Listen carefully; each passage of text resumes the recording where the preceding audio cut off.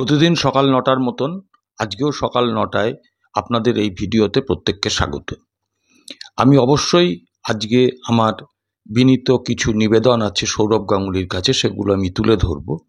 তবে তার আগে যে কথাগুলো না বললেই নয়, সেটা হলো যে আমাদের রাজ্যে এই নিয়ে অষ্টমবারের জন্য বিজিবিএস অনুষ্ঠিত হলো। বিজিবিএস ফুল ফর্মটা আপনারা জানেন, বেঙ্গল গ্লোবাল বিজনেস সামিট।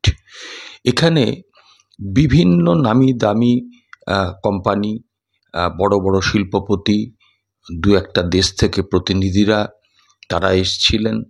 রাজকীয় যজ্ঞ, এবং এই বিজিবিএসকে সামনে রেখে কয়েকশো কোটি টাকা খরচ হয়ে গেল ঢক্কা নিনাদ পেটাতে। হাসি মুখে মুখ্যমন্ত্রীর ছবি সহ বড় বড় বিজ্ঞাপন, সে আপনি এয়ারপোর্ট থেকে শুরু করে উল্টোডাঙা, রাজারহাট, নিউ টাউন তো অবশ্যই, বিভিন্ন জায়গায়।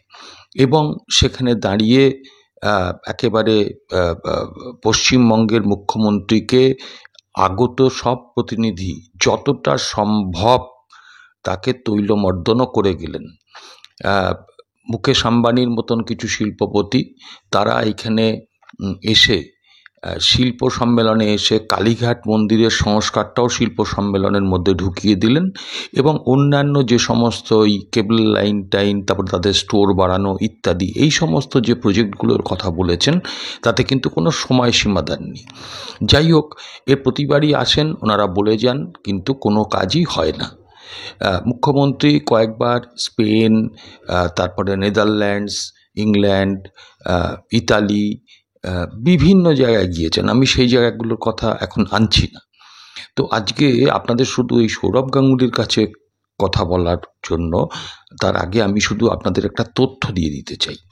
সেটা হচ্ছে, এটা আমার কথা নয়, এটা সরকারি তথ্য।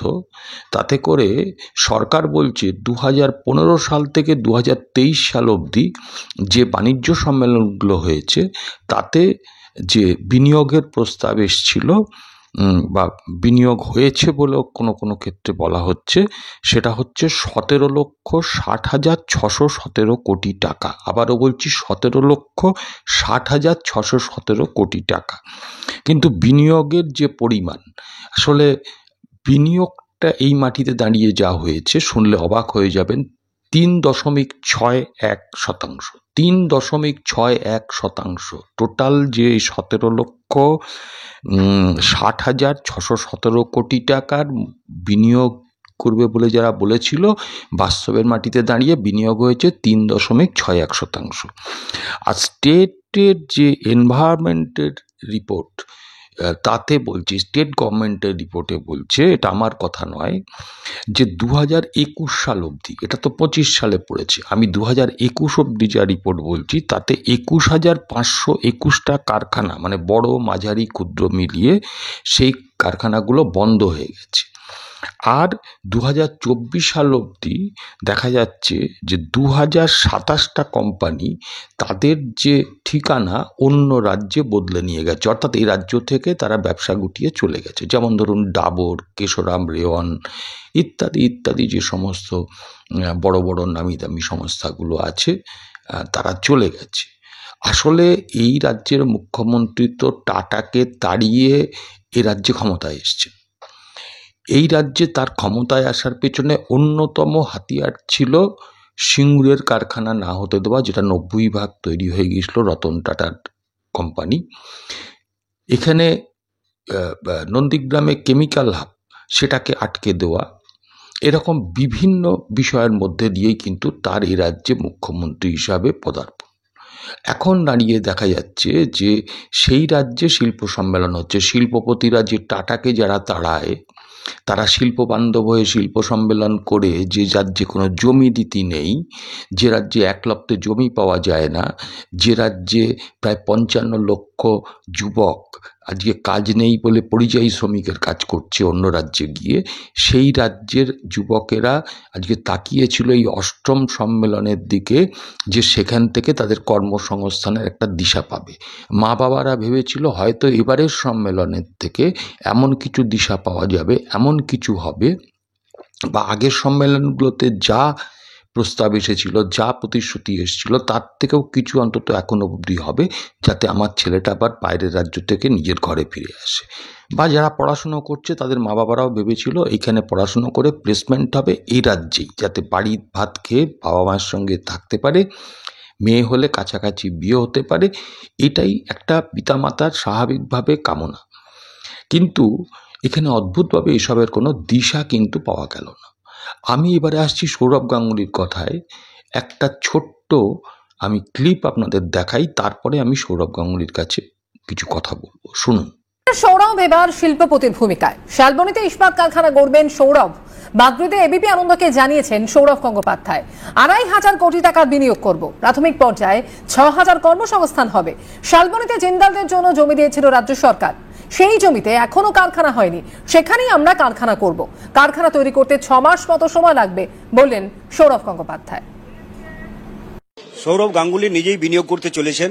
আজকে মাদ্রিদের শিল্প বাণিজ্য সম্মেলনে সেই বার্তাটাই তিনি দিলেন। বাংলায় বিনিয়োগের অন্যতম মুখ হতে চলেছেন সৌরভ গঙ্গোপাধ্যায়। যেমন মাদ্রিদে তিনি বাংলায় কেন বিনিয়োগ দরকার তা নিয়ে কিন্তু স্পষ্টভাবে আহ্বান জানিয়েছেন সবাইকে। আমরা এখন সৌরভের সঙ্গে কথা বলবো। আপনি কি ধরনের বিনিয়োগ করবেন? আমরা কেউ জানতাম না, খুব অবাক হলাম। অ্যাকচুয়ালি 2007 সাল থেকে করি আমি আর আমার এক বন্ধু। ও বেসিক্যালি দেখে, আমি তো ক্রিকেট খেলে বেড়াতাম। এটা থার্ড প্লান্ট হবে। আসানসোলে শুরু হয় 2007-এ, তারপর সেখান থেকে পাটনা, আর এবার এটা শালবনীতে। জেএসডব্লিউর জায়গা ছিল স্টিল বানানোর জন্য, ওরা সেটা করেনি, তো আমরা বানাবো ইন্টিগ্রেটেড স্টিল প্ল্যান্ট। আগে যেহেতু দ্য এরিয়া ওয়াজ স্মল, আমাদের র মেটেরিয়ালে অনেক এক্সপেন্স পড়ে যেত, বাইরে থেকে প্রকিউর করে কিনে সেটা দিয়ে স্টিল বানাতে হতো। আর এটাতে we will have everything in one place. কতদিনের মধ্যে এটা শুরু হবে? ক্লিয়ারেন্সে সব হয়ে গেছে। দ্বিবেদী সাহেব আর বন্দনা ম্যাম সব ক্লিয়ারেন্সেস করে দিয়েছে। কনস্ট্রাকশনে যা টাইম লাগে 6 মান্থস। কত টাকা বিনিয়োগ হবে মোটামুটি? কত কর্মসংস্থান? 2,500 crores ইনিশিয়াল ইনভেস্টমেন্ট।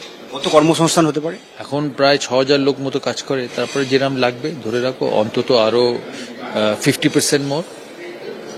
শুনলেন, সৌরভ গাঙ্গুলি এইটা বলেছিলেন 2023 সালের সেপ্টেম্বর মাসে স্পেনে দাঁড়িয়ে। আশাবুল ইসলাম, এবিপি আনন্দের এক সাংবাদিক, তিনি প্রশ্ন করেছিলেন, কি বলেছিলেন, 6 মাসের মধ্যে এই স্টিল প্ল্যান্ট তৈরি হবে শালবনীতে, জিন্দালদের যেখানে কারখানা হওয়ার কথা ছিল।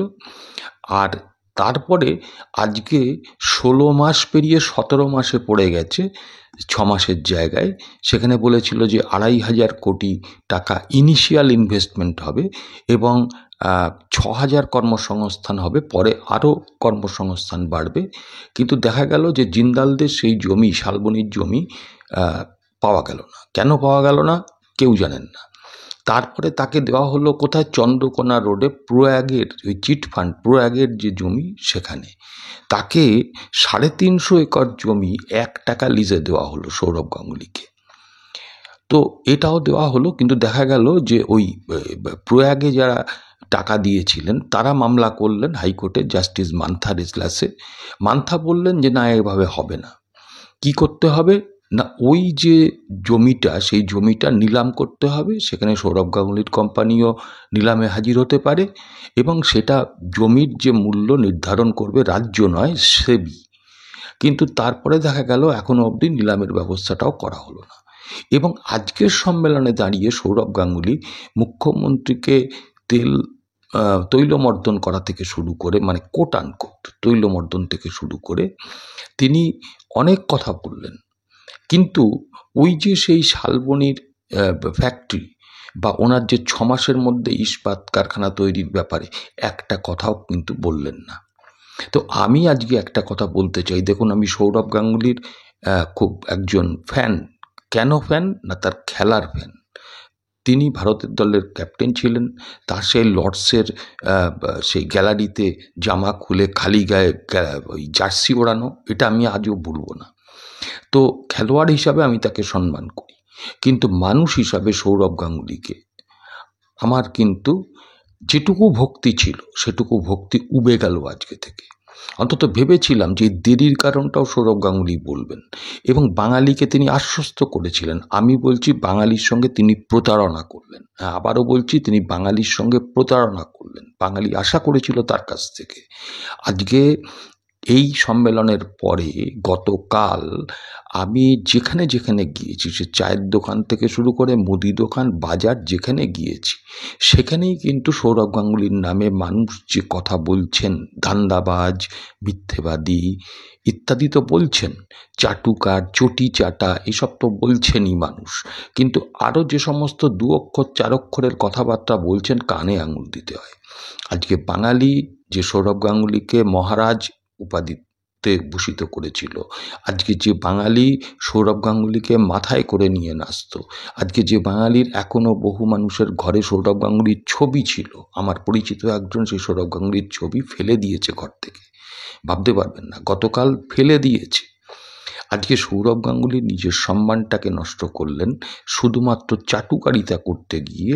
আজকে তার নাম রাস্তাঘাটে কান পাতলে শোনা যাবে ঢপবাজ সৌরভ।